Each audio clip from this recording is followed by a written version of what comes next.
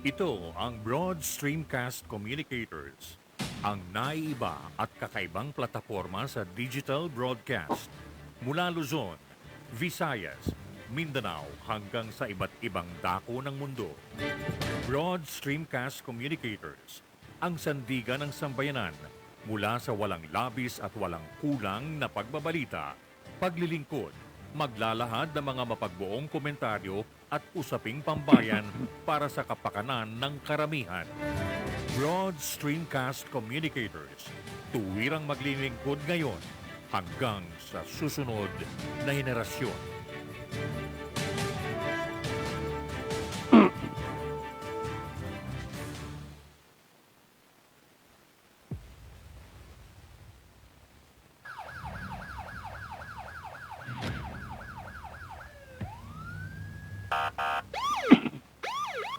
Digital Patrol. Ito ang palatuntunang magtutuo ng pansin sa mga pangyayari at kaganapan sa ating kapaligiran. Digital Patrol. Tatalakay sa mga usaping panlipunan, mga isyong naglalagabla. Digital Patrol. Magbibigay daan sa inyong mga saloobin at karaingan. Digital Patrol. At ngayon, narito ang inyong pinagpipitaganan sa daigdig ng broadcast. Mula noon hanggang sa ngayon, si Captain Sel Baisa. Good Wednesday morning, everyone. Well,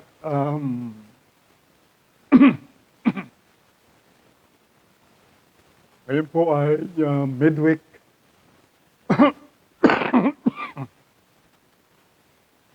Baclaran Day, and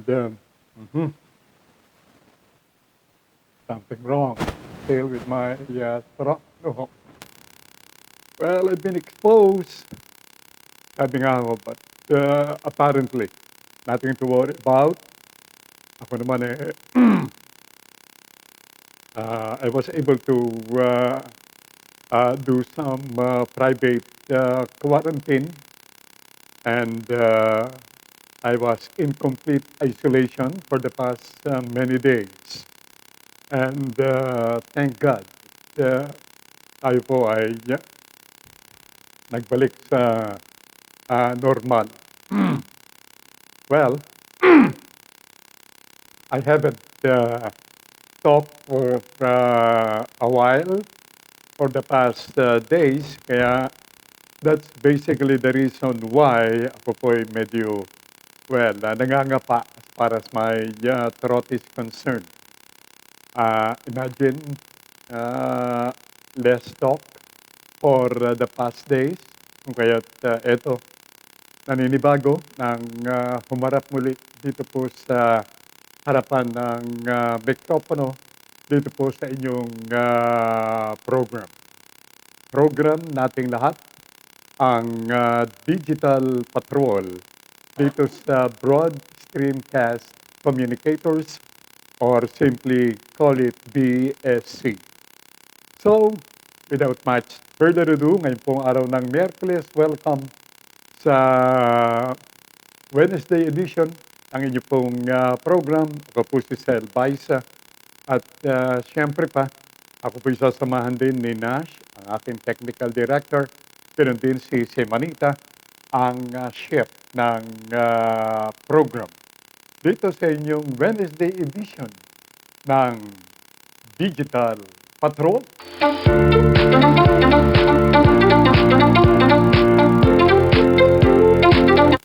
Zile y'all gal mile fem high. And good morning kay Miss Hugger. And tayo po ay napapanood sa buong mundo. At kung kaya't welcome sa lahat ng ating mga viewers, listeners, as well as yung pong mga those who are on Surface, sabi nga ho. Those who have introduced themselves as regular viewers and suki ng program. Thank you and welcome to the show.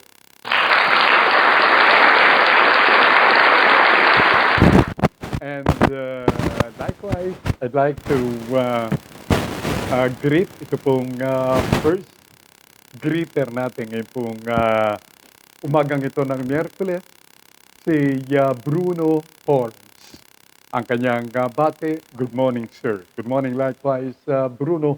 And of course, by the way, I'd like to make mention at ito po ay reminder, paalala ng programa sa ating mga kababayan. Take all necessary precautions. Ingat po tayo sapagkat itong Omicron na variant na ito, apat na ulit na nakakapanghawa, gulo ko mga tagapakinig. Kaya't kaingat, yan po ang paulit-ulit ding paalala ng mga taga-DOH o Department of Health at ng ating mga health frontliners as part of the health safety protocol. Ingat and take all necessary precautions and don't forget to comply and follow religiously doon po sa, pinakikiusap ho at sinasabi ng mga kinaukulan na ating pong sundin. Ang paghugas ng kamay regularly ng soap and water, ganoon din ng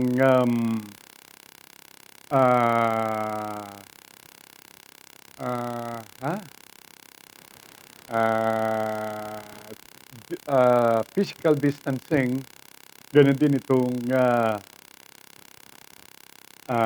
physical distancing, paghuhugas ng kamay regularly sa pamamagitan ng sabon at tubig.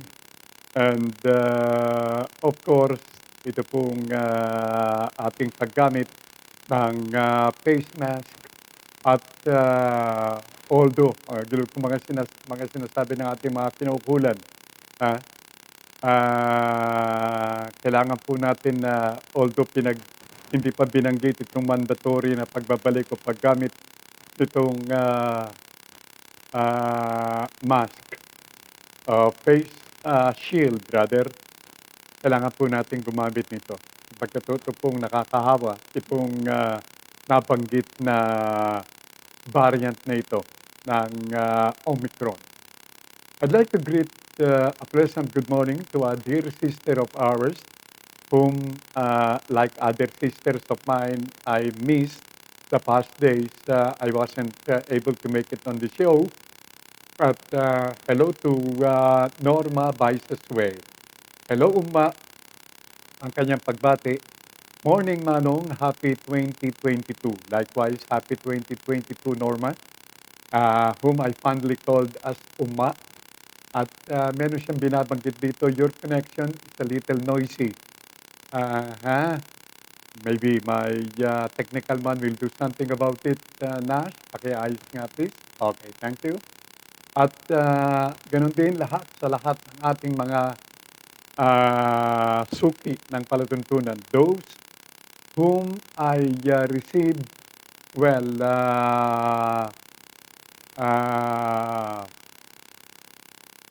greetings.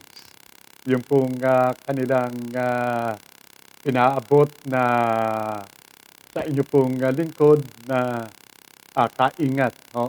Habang ako'y nagpapahinga noon, nakakatanggap po ako ng mula po sa kanila yung kanilang word of concern. At maraming salamat sa inyo. Pero let's get down to business, mga gilo po mga tagapakinig. Simula na po tayo sa ating mga balitaan.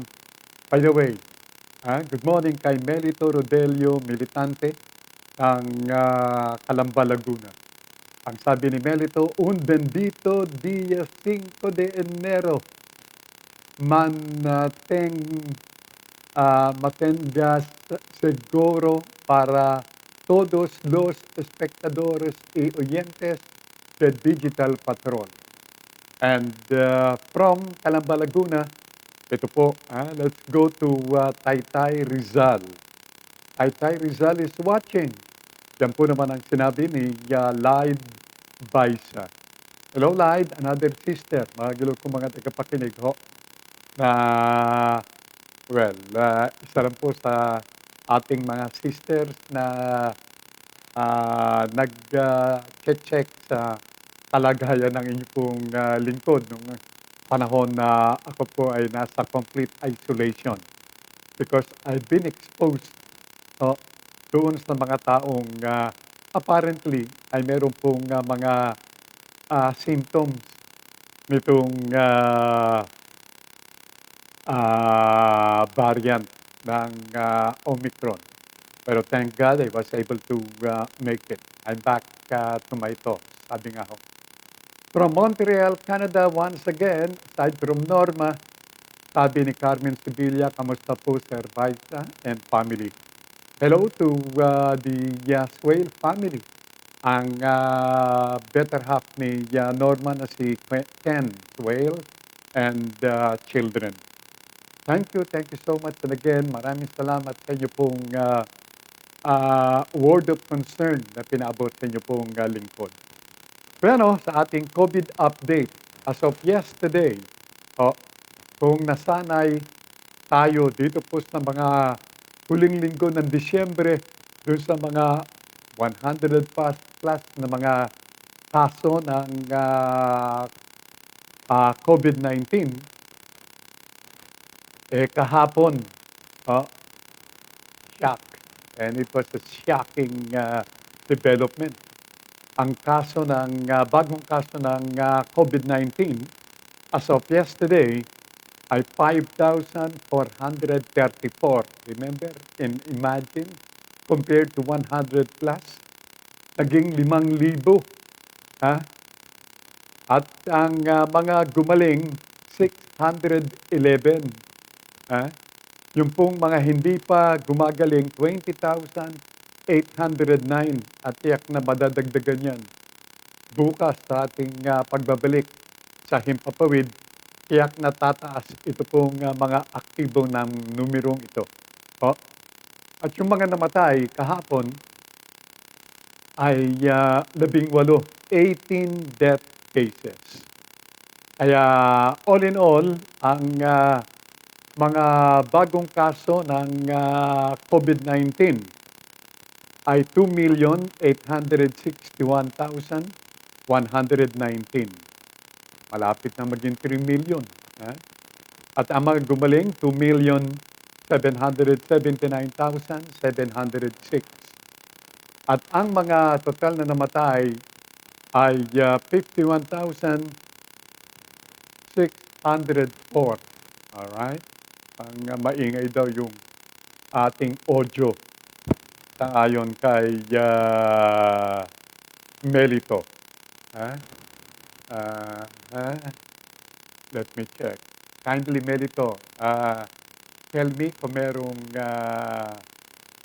pagbabago kung maingay pa rin. Because yan din ang napuna ni Norma Baisa Swale. Going back sa Taytay Rizal, hello to Mark Baredo, Lydia's son, who's making a wave in Thailand, being one of those holding top and sensitive positions in that university in Thailand. Mark Baredo. Hello, Mark. Magandang umaga sa iyo dyan. He's on a vacation dito sa ating bansang Pilipinas. At going back to Montreal, Canada, good morning to LB Baisa Clemente. Good morning, LB. Another sister of yours truly from Montreal, Canada. Hi, Manong, and all watching your program. Happy New Year, everyone. Stay safe always. God bless. Thank you so much, LB. Maraming salamat. At, well, thank you sa inyong guidance, sa inyong patuloy na pagbibigay ng mga reminders sa yours truly, sana pong manong, no? In short, sa kanilang kuya, which put me back in my feet once more. But of course, to everyone, nako, kaingat po kayo. Ang taas ng kaso ng coronavirus. Ha? Mataas ang kaso ng nabanggit na virus dahilan dito sa nakakahawang Omicron variant. Kaya ang sabi nga ho ni Pangulong Digong o ni Mayor Digong, haharap na naman sa isang seryosong problema ang bansang Pilipinas. At ito ay dahil dito sa dami at patuloy na pagtaas nitong kaso ng COVID-19 dulot o daladala nitong Omicron variant. At sangayon po kay Dr. Jomari Banante, baka raw matapos itong araw na ito, baka raw mamaya bago matapos ang araw na ito, mahigit sa 10,000 kaso ang may tatala na kaso nitong COVID-19 dito sa ating bansang Pilipinas. Alam nyo, bago po nating idahan sa impapawid yung naging pahayag ni Mayor Digong, nahaharap na naman sa isang bagong problema ang Pilipinas. Maging sa ibang bansa, nahaharap po sila sa mabigat na problema din. Katulad nitong sa Estados Unidos, ang kaso ng COVID-19 sa Estados Unidos as of yesterday, ito po ay ulat na natanggap ng Digital Patrol, mahigit sa 1,000,000. Remember, tandaan po ninyo, mahigit sa 1,000,000 kaso ng COVID-19 at ang dahilan ay itong Omicron variant. Ang dahilan itong pagkalat ng COVID-19 diyan sa Estados Unidos. 1,000,000 plus. Ito'y batay sa ulat ng Johns Hopkins University. At medyo kini-question ng mga taga Estados Unidos itong direktiba ni Pangulong Biden ng Amerika na despite itong pagtaas ng bilang itong kaso ng COVID-19 sa Amerika, tuloy-tuloy pa rin itong face-to-face classes diyan sa bansang Amerika. Bueno, ganoon din sa Canada. Sa Canada, face-to-face classes din. Patuloy ang kanilang mga batang mag-aaral at tuloy-tuloy sa kanilang pakikinig ng kanilang mga pag-aaral, pakikinig sa instructions o turo ng teacher sa pamamagitan nitong face-to-face classes. Sabi ni Presi Baisa Estrada, another sister from USA, from Dallas, Texas, USA. Good morning, Manong, and everyone watching your show.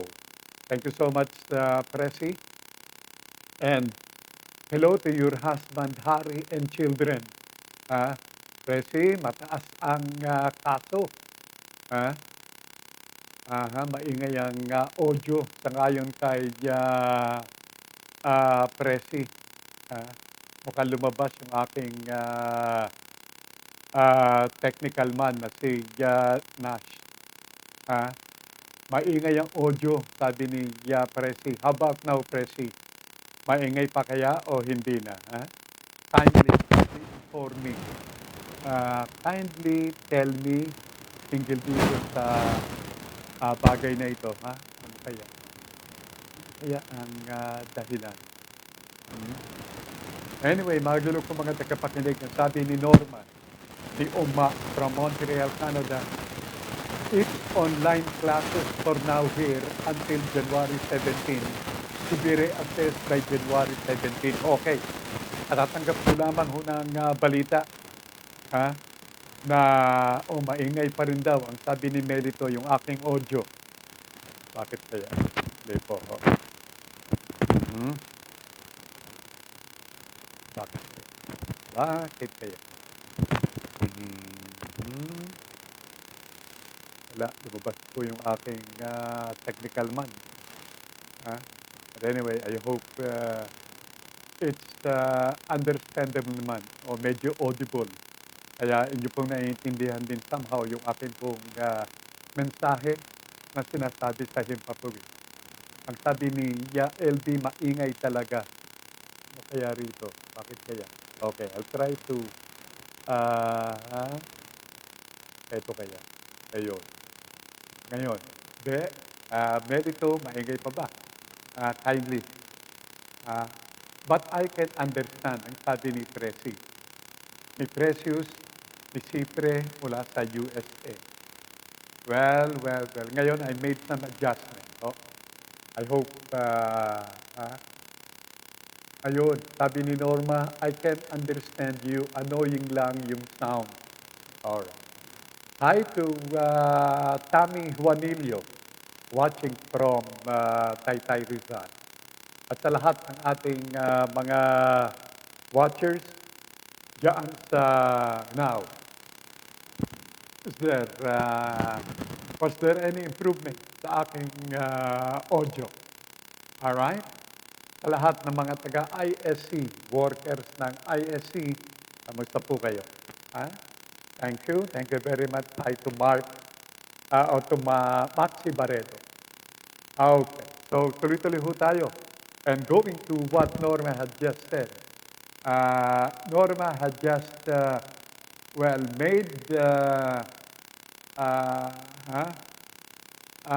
she made a correction to what I announced earlier, which I received likewise, so na tuloy-tuloy ang kaso, tuloy-tuloy ang klase rather diyan sa Canada na face-to-face classes. Hindi raw, sabi ni Norma, it's online classes.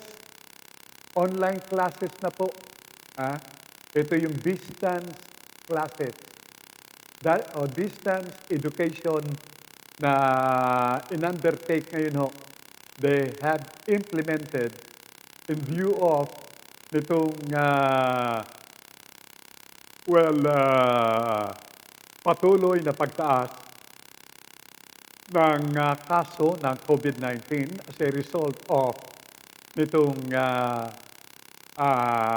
COVID o itong variant na mula sa Omicron. Okay? Pagkatapos ng by January 17, i-reassess kung pwede nang ibalik itong face-to-face classes diyan sa Montreal, Canada. Well, I guess, is it the whole of Canada, Norma? Or this online classes or this distance classes is adaptable only or have been adapted only diyan sa Montreal, Canada. Okay? Thank you very much. Thank you kay Ugma. From my cousin mula po sa Sipokot, Kamsur. Good morning. Ang bati ni Mirna Alcid Sequejor. And likewise to her husband Ed and children. Ingat kayo Mirna ha. Mukhang mabagsik talaga. Itong Omicron variant. Ang sabi ni Mirna, good morning sa Elbaisa and to all your watchers and listeners. Happy New Year and God bless to everyone. Ngayon ho ata ay talagang nagkalat. Ito pong ang mga lalamunan ay nangangati. Merong mga lagnat Kaya naman ang mga paracetamol, ang mga analgesic na panlaban dito po sa lagnat ay siya ngayong mabili sa mga butika. Ha? Nagkakaubusan daw eh. Pero ang sabi ho mga gilo ko mga tagapakinig ng pamunuan ng mga opisyalis ng Private Hospitals Association sa pangunguna ni Dr. De Grano, walang dapat na ipangamba. Marami pong mga brand ng analgesic, brand na panlaban dito sa lagnat o sa ubo pati. Marami ho tayo ngayon nabibili dyan. Nagkakaubusan eh. Ganyan po ka, well,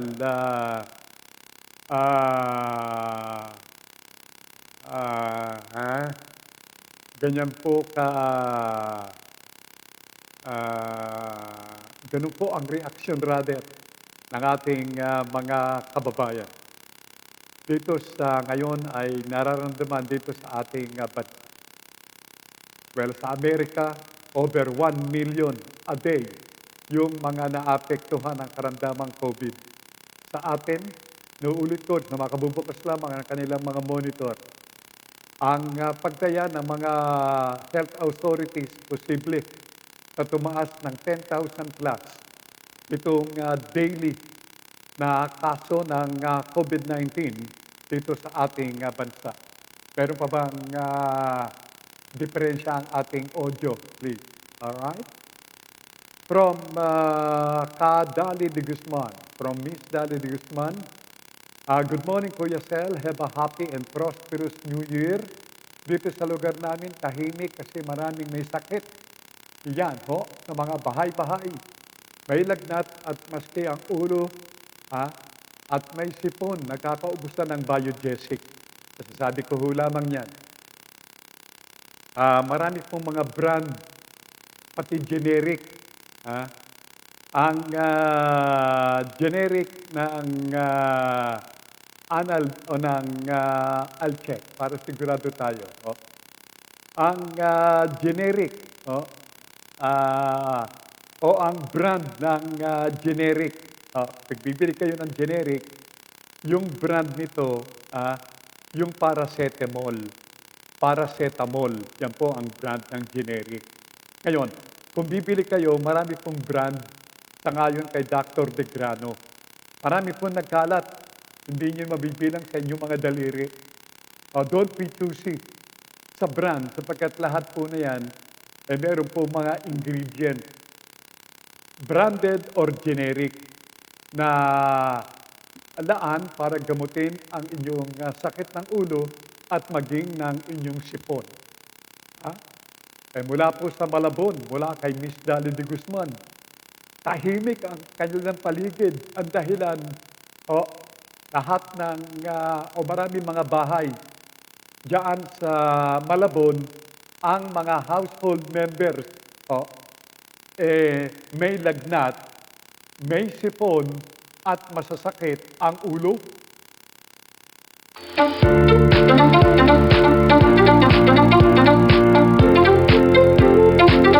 Okay, harap na naman tayo sa isa na namang matinding problema. Ito po ay sangayon kay Mayor Digong.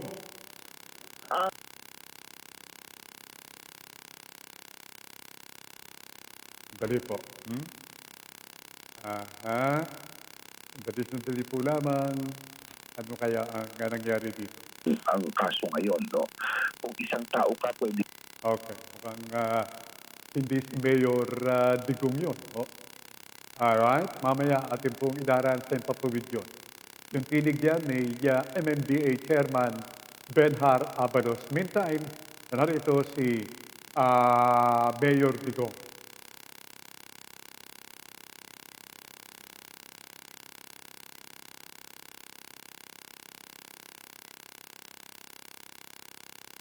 Again, a serious problem. Here comes the another variant, Omicron. So again, there's a spike of people hospitalized or needing treatment. Ang problema lang kasi the contamination is so uh, parang aggressive, very fast.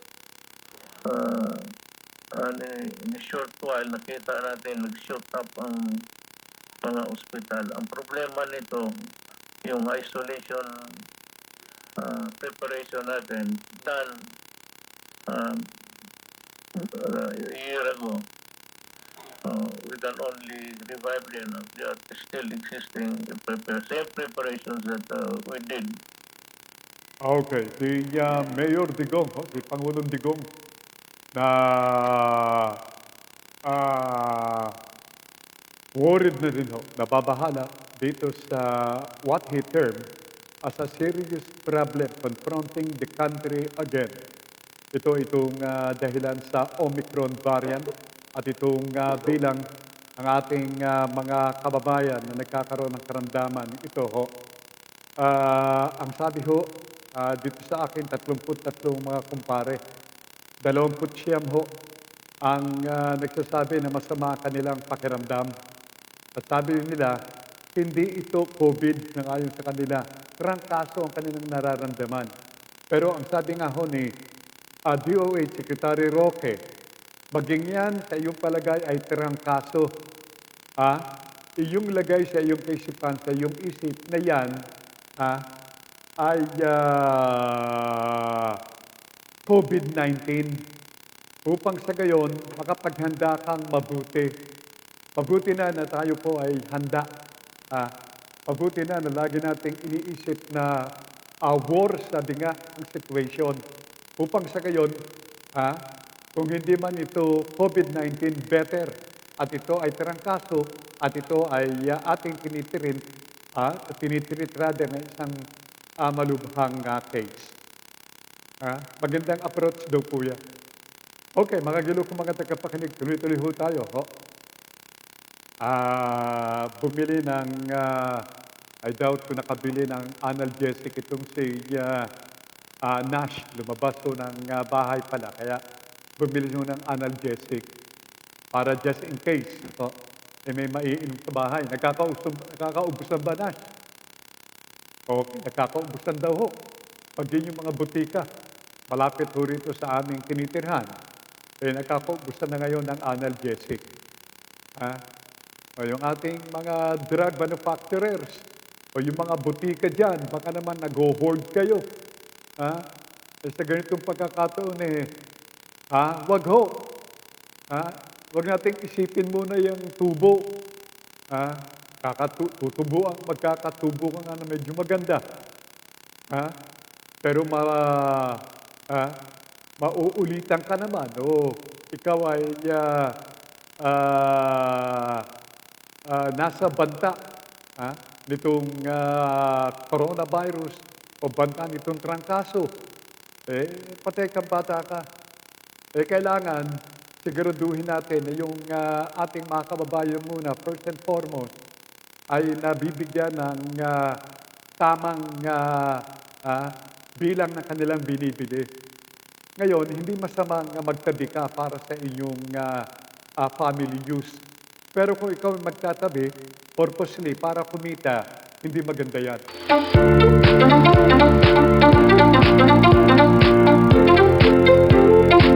Now, ito pong hinggil dito kay Poblacion Girl.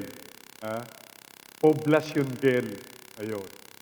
Alam nyo, itong si Poblacion Girl, mga gilog ko mga tagapakinig. Siya ngayon, sumisikat ng gusto. Nagba-viral sa ating social media. Itong si Annette Chua. Ang sabi ho ng isang nag-post, bata pa pala ito, galing ng Estados Unidos ito dapat sana tumigil ito sa isang quarantine hotel sa Makati. Pero nung kinagabihan ho, ng kanyang pagdating, sinundo raw ito ng kanyang ama. Ah, Sinundo. Pagkatapos nung hapunan sa kanyang mga kaibigan, nagparty pa raw. Diyan sa Makati.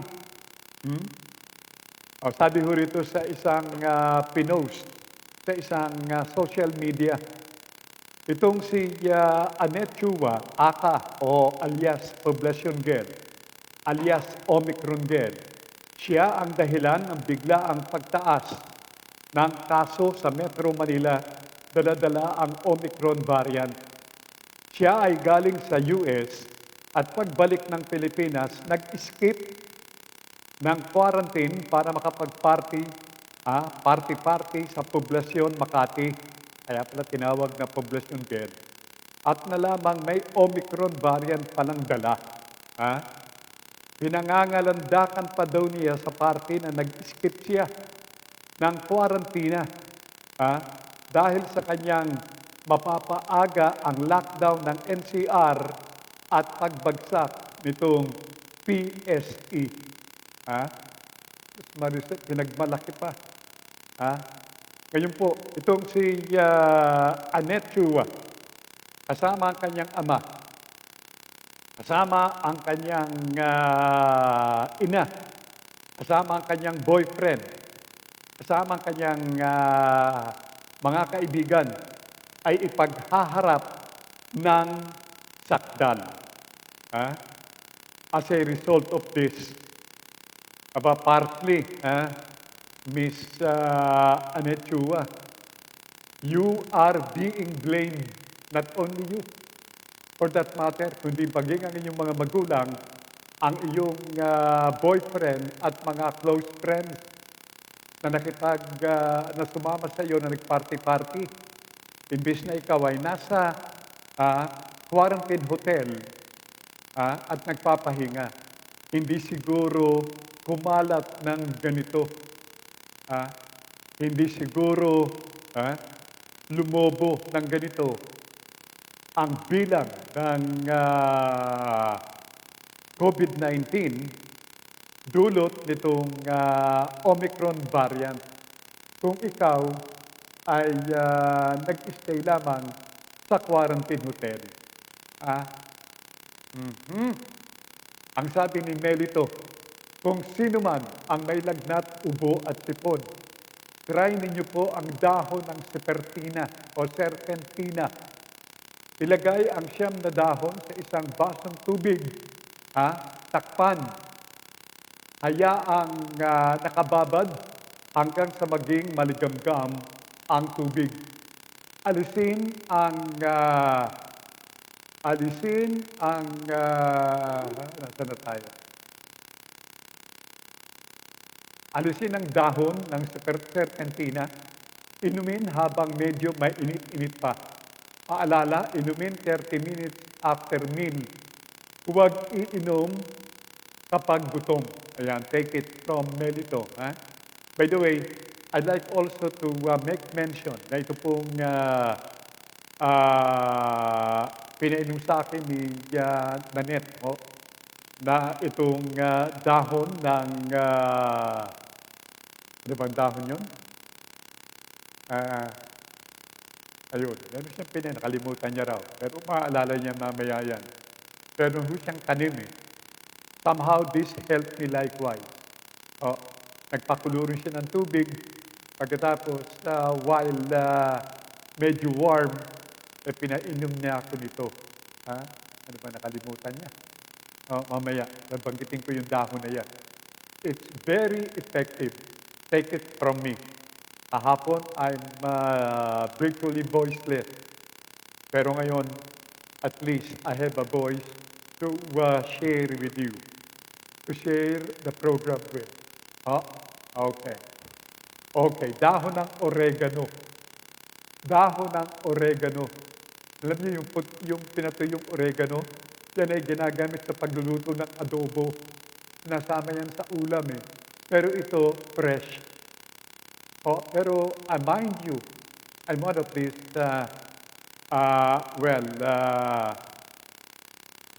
I'm one of those who will tell you straight to the shoulder na I found this oregano leaves very effective. Pinakuluan.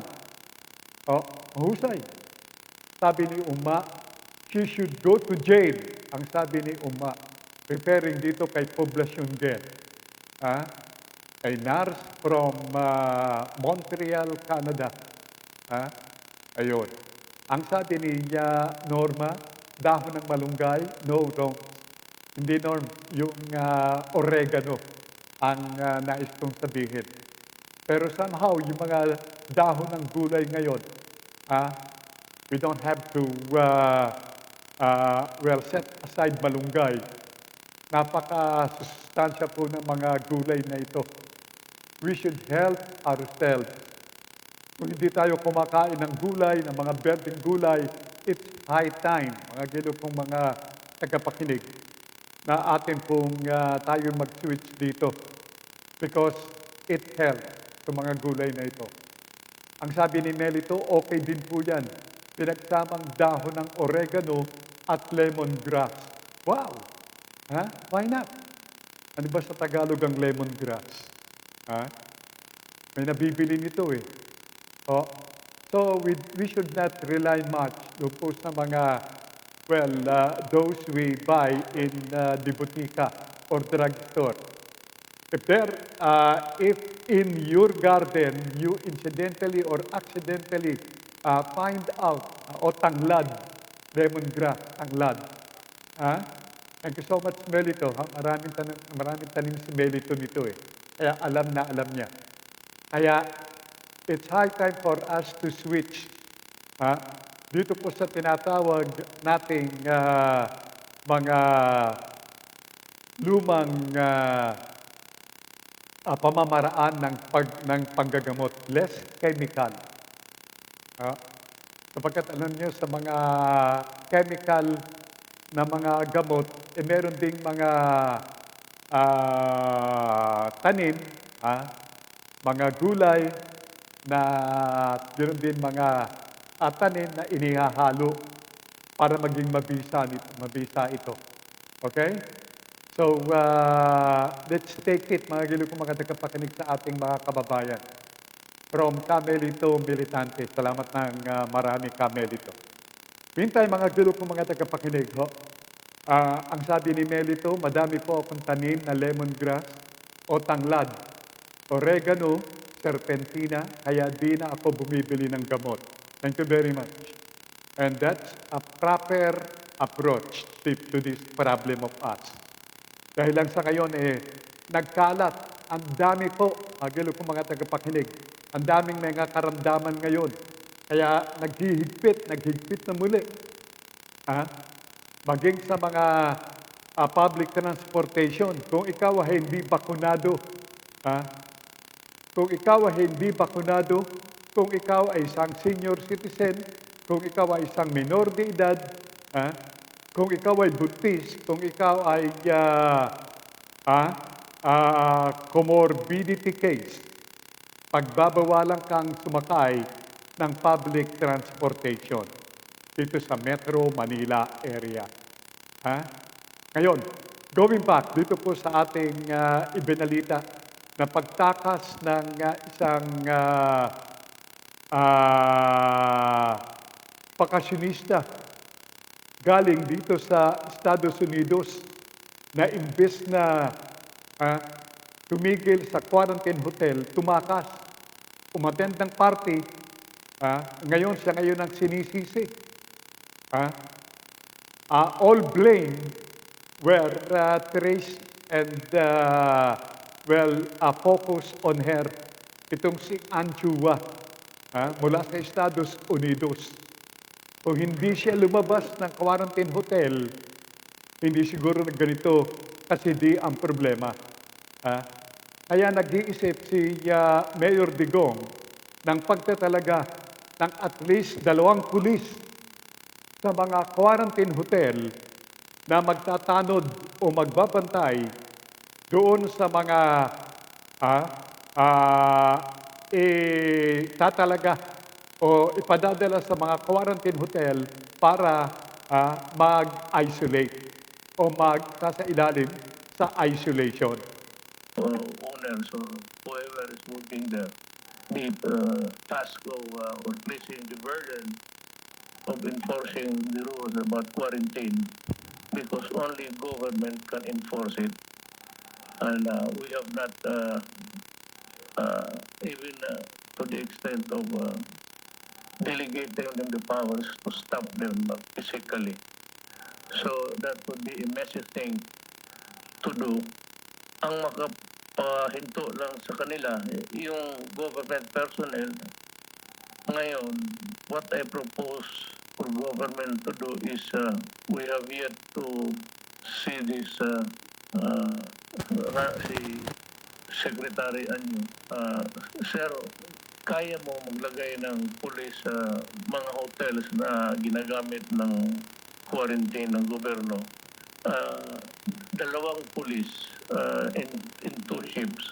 Yes, sir, Mr. President. Nag-usap na po kami ni Chief Philippine National Police General Carlos tungkol po dito. At naganda na po sila. Okay. So kayo lumala sa enforcement. Apo. Okay, narinig po ninyo ho, magtatalaga ng dalawang pulis sa mga quarantine hotel ang ating pamahalaan. Ito'y sa utos na ni Mayor Digong. Yan ay upang may siguro na hindi na mauulit itong ginawa nitong si Annette Dua.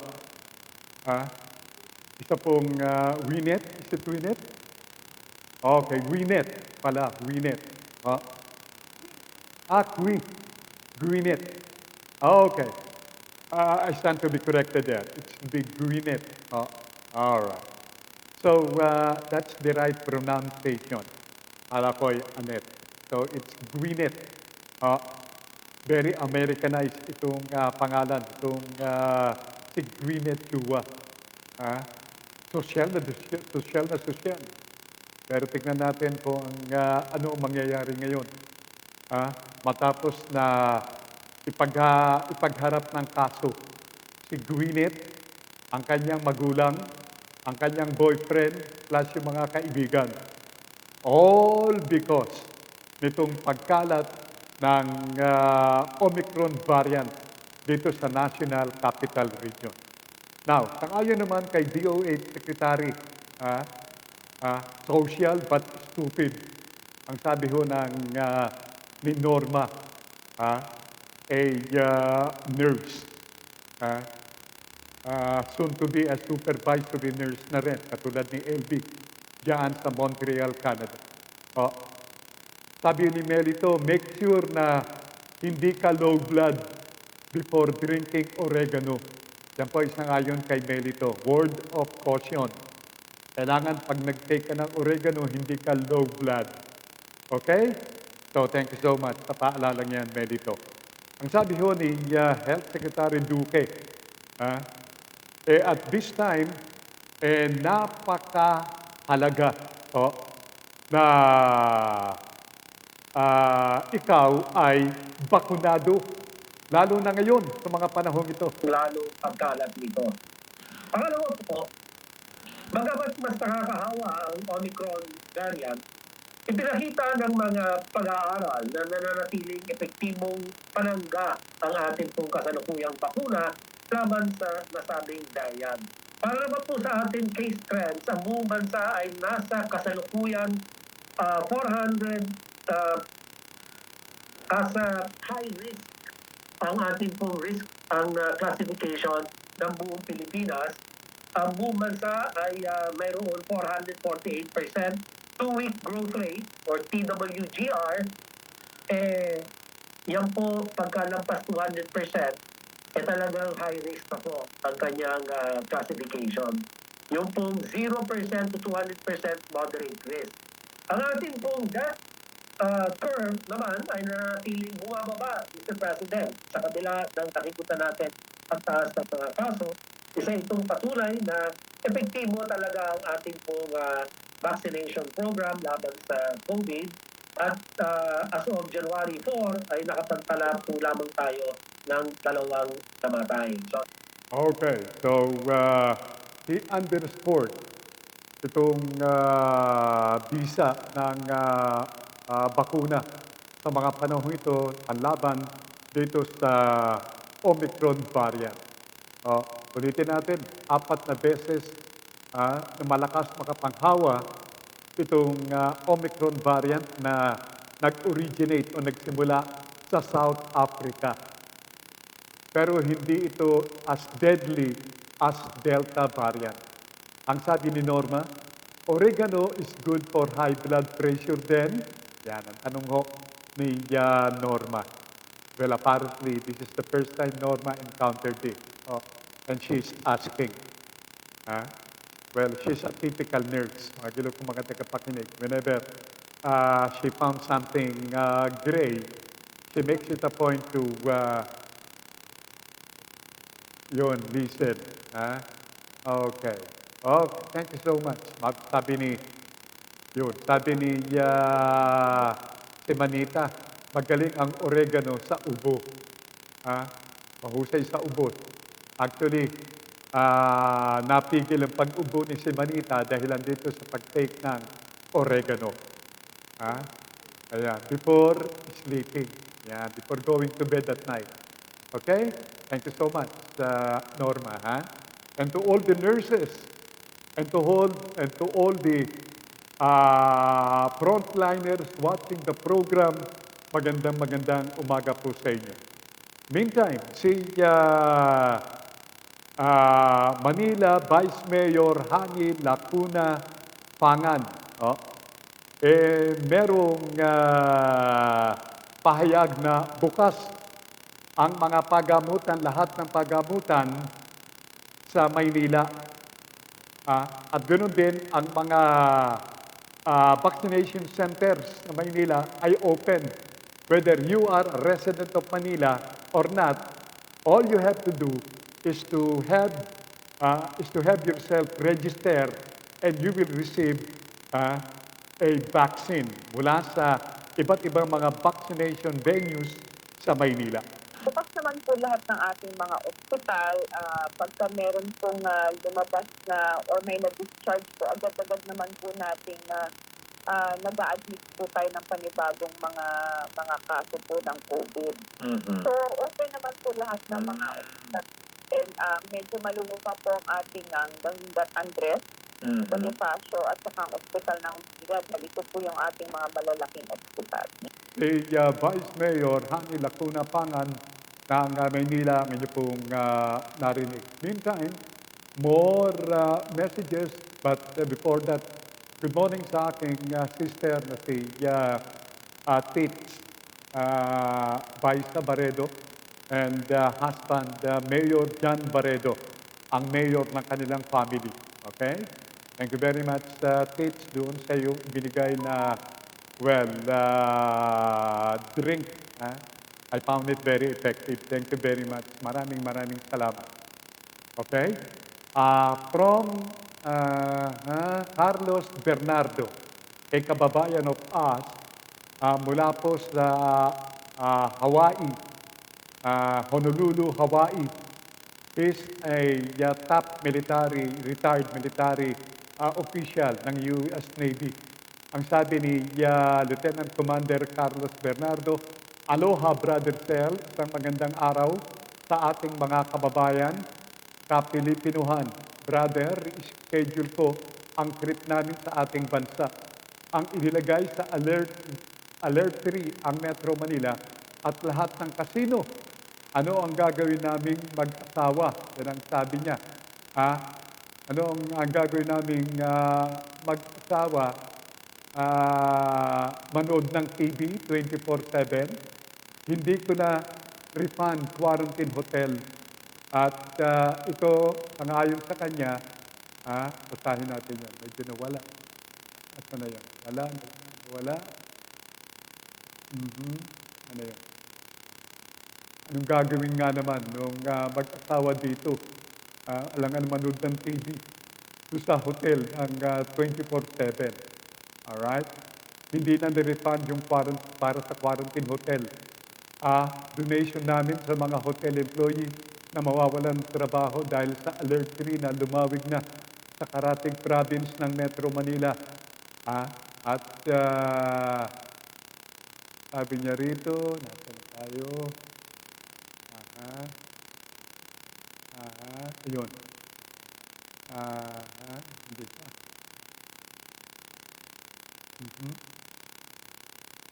Yun. Nagdulo ko kasi. Tumawig na raw sa, tumawig na sa mga karating lalawigan ng Metro Manila ang Alert 3. So, aloha sa lahat. Pag may ubo, sipon, sabi niya, pag may ubo, sipon, gusto na tayo. Hirap ito. Hirap i-controlin. Ayun. Okay. Tayo. Anyway, yun po yung mula kay Lieutenant Commander Carlos Bernardo. Okay? Sabi niya, pag may ubo, sipon, pag may ubo, wala. Pag ginagalaw ko yun. Anyway, mga gilog kong mga tagapakinig, asa na tayo?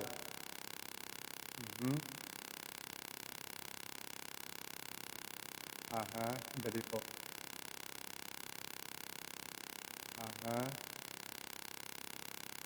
Okay.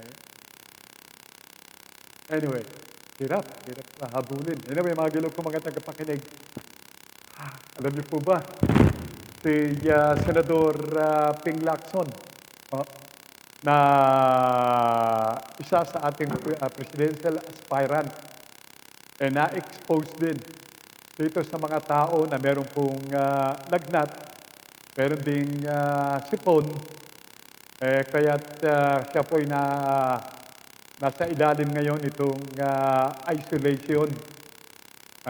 Nahawa siya sa kanyang driver, sa kanyang katulong, at sa kanyang anak. Kaya hindi muna makapagtutungo siya sa mga lugar na naka-schedule na siya ay humarap sa mga botante. Ayan. Ang sabi ni Norma Baisa, sabi niya, pag may ubo, sipon at lagnat, Vicks lang gamot ko hanggang ngayon. Ayun, yung pala ang sabi ni Carlos Bernardo, Lieutenant Commander Bernardo ng Honolulu, Hawaii. Sayang, akala ko magkikita na kami ni Lieutenant Commander Carlos Bernardo. Alright, mga kumaganda kapakinig, yung pong House of Representatives, pansamantalang isinara. Dahil ang 6 sa mga staff nito ang medyo nagpositibo dito sa COVID-19. Pero, wala na po tayong sapat na panahon, mga gilo kong mga tagapakinig. And again, I'm glad I'm back. At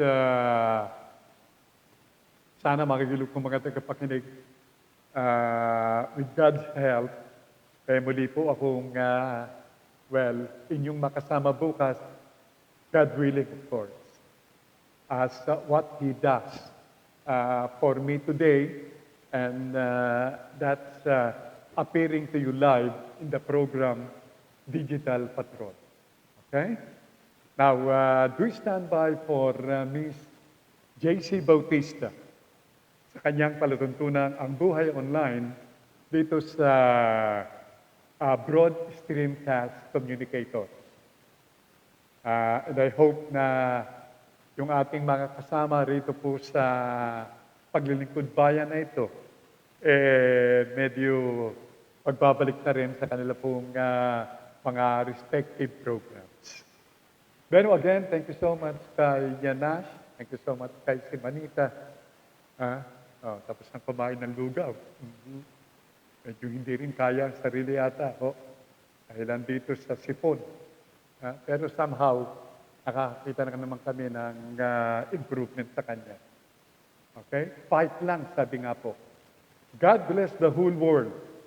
Coming from LB, from Lides, from Tits, from Presi, and Norma. Yung aking mga sisters all over in the country and in USA and Canada. From my cousin Mirna and family mula sa Sipokot, Kamsur. Pero, wala na po tayong sapat na panahon, mga gilo kong mga tagapakinig, and Diyos ti Agdina. Take all necessary precautions. Remember, follow the health safety protocols. Maraming salamat. And again, did I say it already? If not, well, let me repeat it. But if I did, I really meant it. I really mean it. Magilo ko mga tagapakinig, Diyos ti Agdina.